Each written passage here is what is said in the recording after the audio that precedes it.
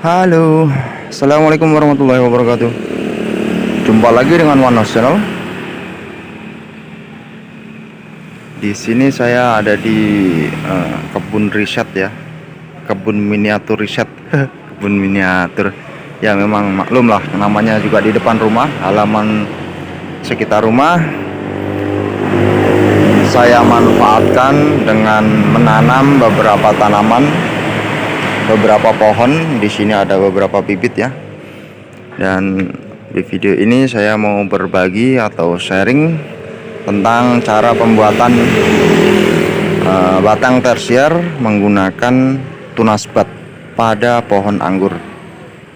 Di sini saya ada bibit pohon anggur yang berumur sekitar berapa ya? Kalau saya sih mendapatkannya ini baru beberapa minggu.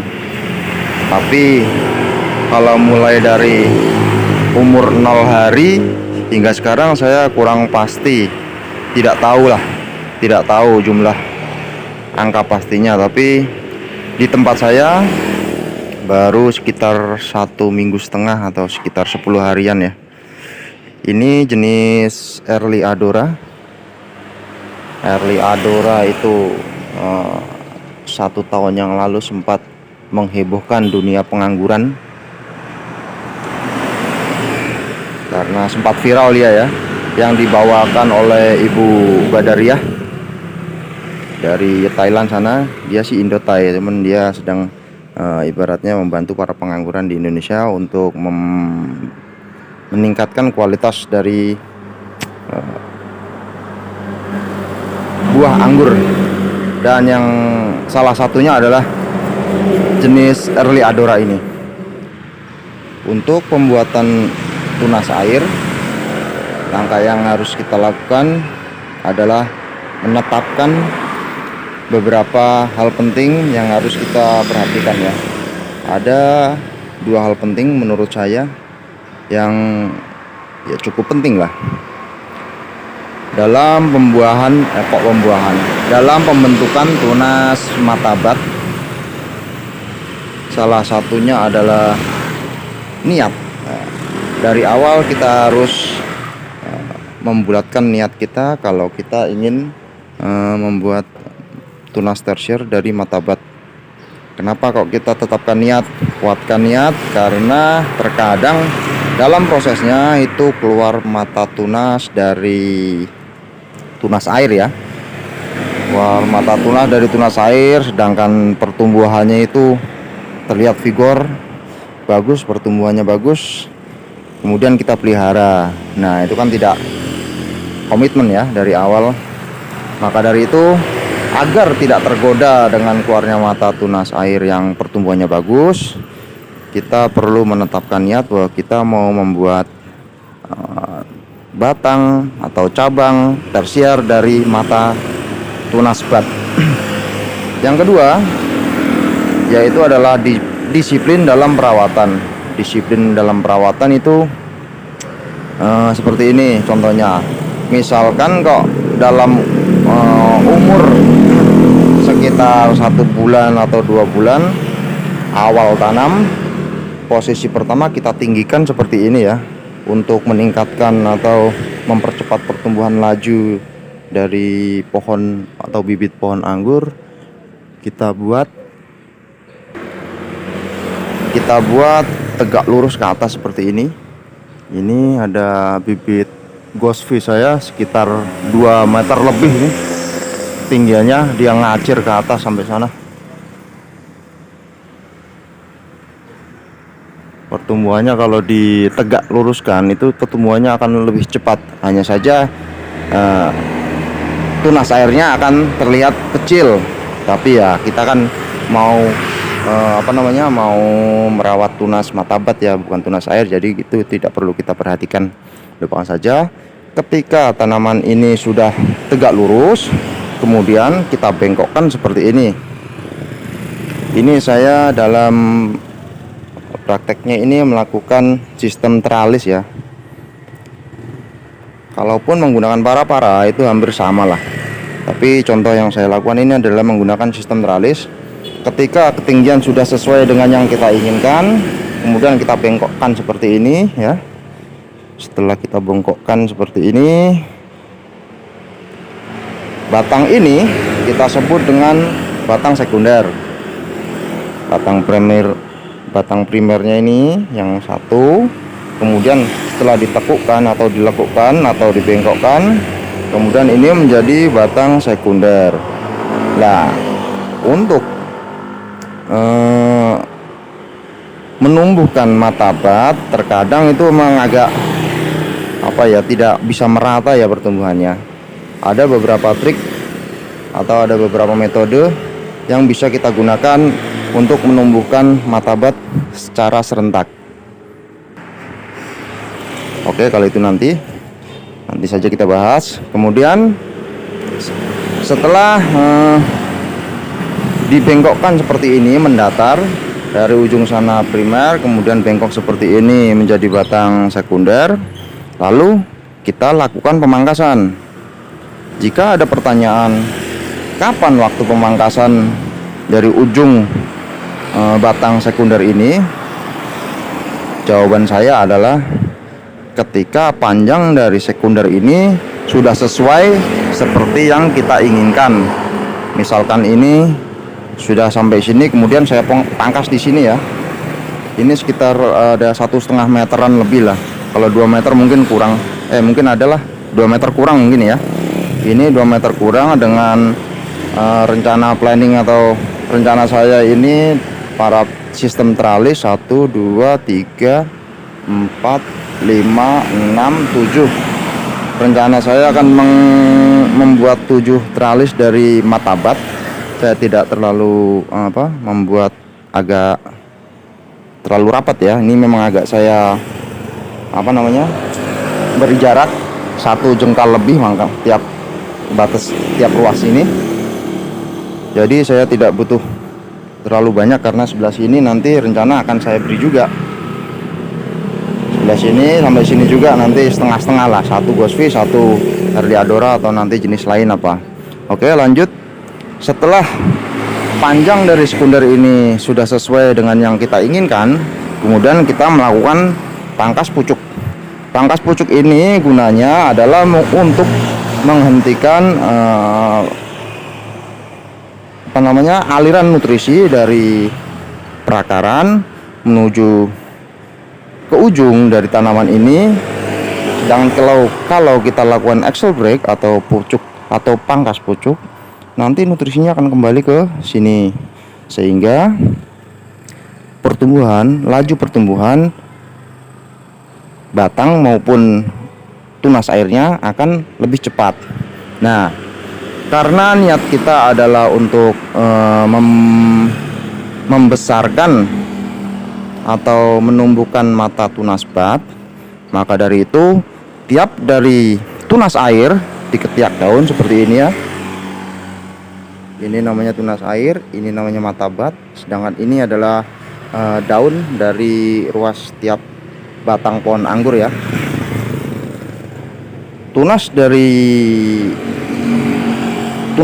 Mata tunas dari tunas air ini kita potong atau kita sisakan 1 daun saja.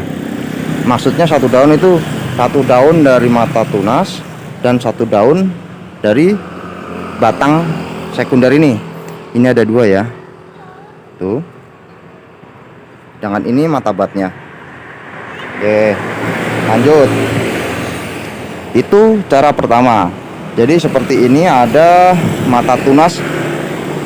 Ini kebetulan Herliadora saya mata tunas dari tunas airnya kurang begitu aktif ya. Coba inilah. Ini ada 1.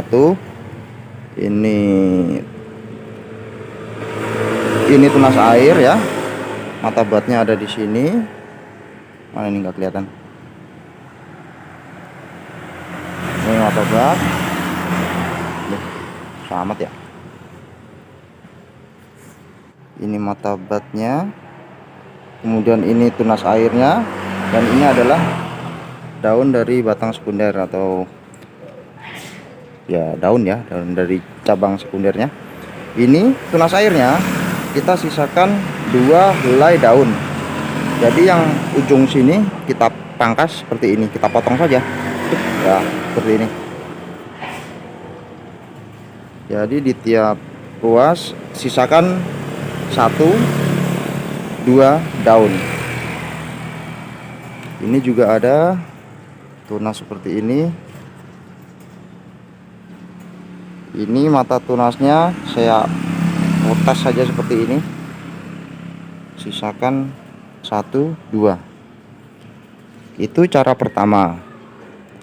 Maksud dari pemangkasan ujung mata tunas seperti ini ya, ini mata tunas cuman hanya kecil ya, tidak aktif, tidak begitu aktif lah, aktif ya aktif, cuman tidak begitu aktif ujungnya. Maksud dari pemangkasan dari ujung mata tunas ini adalah untuk membesarkan bat atau memicu mata bat ini agar lebih besar, kemudian nanti sprut seperti itu. Itu cara amannya. Cara aman karena batang yang saya rawat ini, maksudnya dari bibit ini adalah batang itu masih muda. Itu belum warnanya belum terlalu tua ya. Kalau yang di sini dia sudah mengayu. Ini sambungannya. Ya. Sambungannya lumayan besar ini. Kalau ini warnanya sudah agak tua, batang primernya. Namun untuk batang sekundernya ini masih terlalu muda. Seperti ini, belum terlihat, belum mengayu. Nah, ada cara kedua atau bisa disebut juga dengan cara ekstrim. Tapi saya belum berani mempraktekkan karena ya tadi dengan alasan batang sekunder saya ini masih muda ya.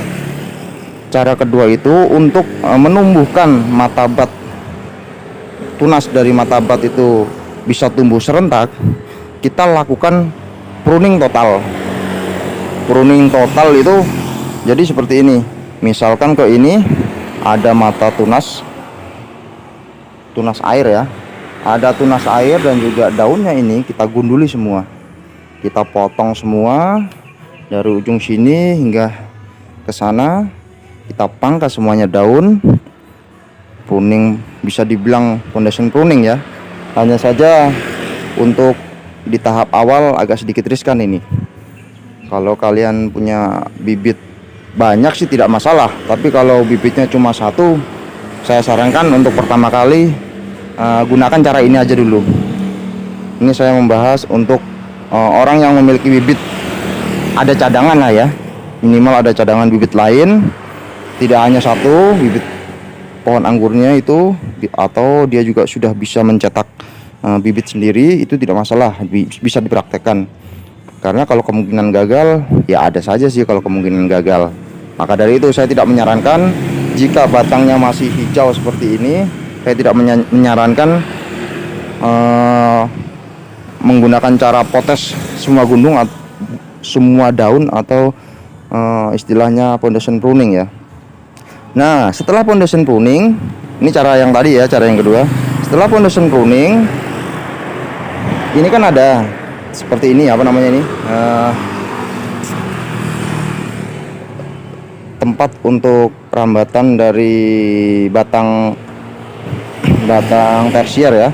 Ini kan sudah kita tentukan di mana saja, jaraknya berapa. Dan misalkan kok ini contoh dari sini, ini yang mau saya pelihara tuh misalkan kok mata bat ini kan semuanya tadi sudah digunduli semua ya. Misalkan kok ini daun, semua daun-daun udah digunduli. Ini satu kita pelihara, kita biarkan. Terus yang kedua ini yang di dekat ya, setelah mata bat ini kita kucak. Kita kucak seperti ini. Dirusak lah ya istilahnya. Mata bat ini dirusak. Ini juga ya, ini tergantung mana yang mau ditumbuhkan atau mau yang disprutkan tuh yang mana, yang ini atau yang ini. Kalau yang ini mau di lebih dekat ini, apa namanya, tiang atau rambatan dari teralis, sistem teralis ini yang mau ditumbuhkan, yang ini juga dikucak. Begitu juga seterusnya. Sebelah sini ini dikucek, ini dikucek, ini dipertahankan karena ini dekat rambatan dari sistem tralis. Kemudian sama seterusnya juga, ini dikucek, dikucek, dikucek, dikucek tuh istilahnya tadi kayak tadi ya, dihilangkan matabatnya, dibuang. Jadi kita fokus kepada beberapa titik saja. Misalkan kok ada ini, contoh saya ada 7 rambatan cabang tersier. Jadi saya akan fokus ke 7 titik matabat yang akan mengarah ke batang tersier. Nanti setelah pertumbuhannya sudah memakan waktu sekitar 1 atau 2 minggu, akan terlihat matabat yang kita tinggalkan ini atau yang kita pelihara ini akan membesar, kemudian sprout secara serentak. Kalaupun ada yang tertinggal, paling hanya ada 1 atau 2 yang tertinggal karena matabat yang lain kita sudah hilangkan, sedangkan yang tersisa hanya yang ada di dekat tiang atau rambatan tersier ini. Seperti itu. Kemudian ada pertanyaan, kalau kita menumbuhkan matabat dan membuang semua daun, apa nanti batang sekundernya bisa besar, Bang? Kemudian nanti gimana dong kalau sekundernya kecil kok kita sudah pembuahan? Begini, benar, pertanyaan itu memang benar. Maksudnya kalau kita hilangkan semua daun-daun ini, otomatis batang dari sekunder ini akan bukan mengecil ya, tapi memang ukurannya sama, atau bisa dibilang pertumbuhannya itu lambat karena daunnya atau dapur dari proses pemasakan kita hilangkan semua. Tentunya seiring dengan tumbuhnya atau terubusnya tunas baru dari matabat, nanti dia akan membawa daun. Lama-kelamaan, lambat laun, batang dari sekunder akan tetap besar, meskipun memang agak lama kalau dibanding dengan kita memelihara daun yang ada di batang sekunder ini. Seperti yang saya bilang tadi, itu adalah cara yang sedikit ekstrim bagi para profesional, ibaratnya para orang-orang yang sudah bisa mencetak bibit atau orang-orang yang memiliki bibit lebih dari 1 ya. Jadi tidak akan kecewa kalau misalkan kok terjadi sesuatu, misalkan kok malah stres, karena terkadang juga ada kejadian digundulin, semuanya digunduli, kemudian tanpa selai daun pun, sedangkan itu adalah pembuahan pertama ya. Kemudian perakarannya ini belum kuat, tapi sudah digunduli semua atau sudah di foundation pruning. Itu biasanya pohonnya kaget kalau pertama kali. Namun jika pohonnya itu sudah mapan, dalam arti sudah mapan dari batang primernya itu sudah agak besar, sudah mengayu, dan diperkirakan usia sudah antara 6-7 bulan lah, itu sudah berani sebenarnya kalau foundation pruning, meskipun pertama ya, karena perakarannya sudah mapan. Dan setelah